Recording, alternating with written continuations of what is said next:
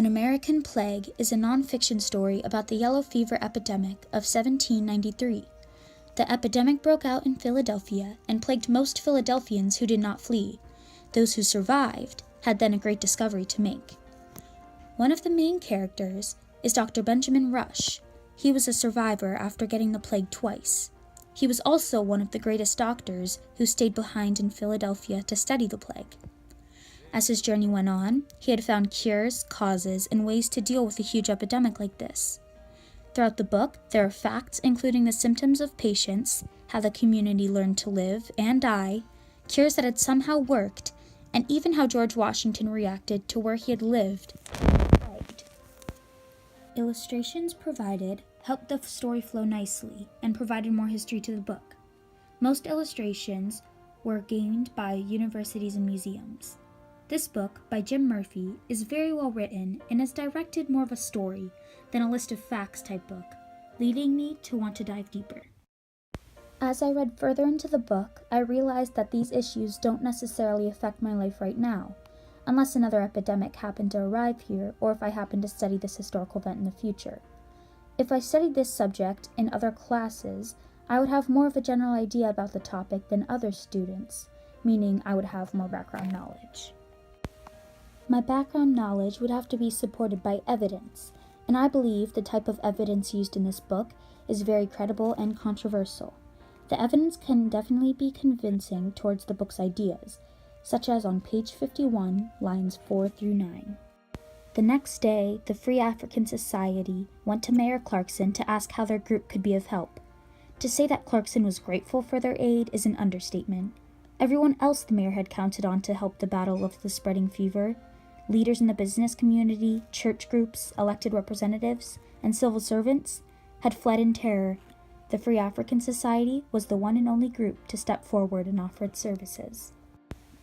When the author expresses the help of the Free African Society, his word choice shows that the help was indeed a great reward to Clarkson and to the book's idea.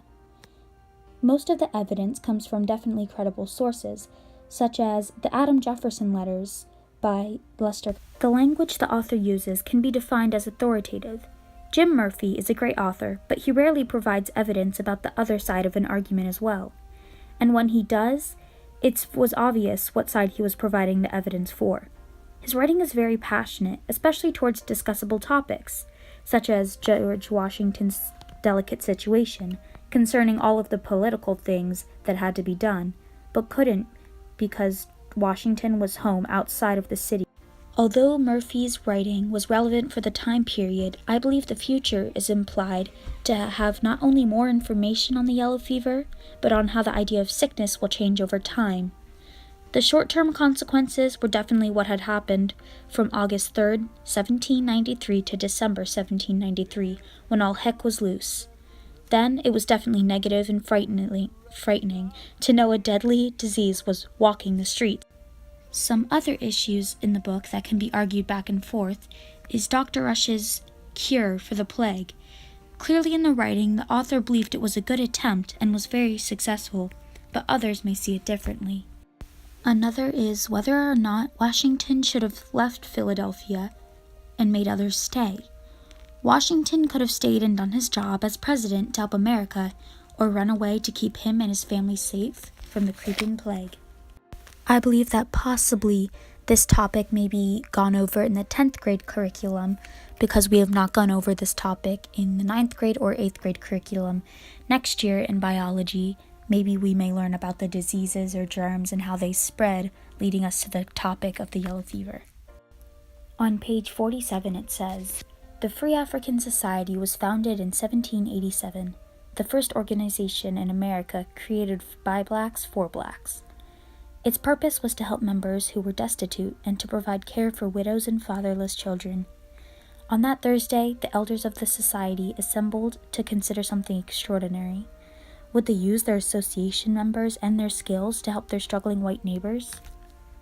I find this interesting because the idea of slavery was still active, and they were free African Americans helping those who needed it.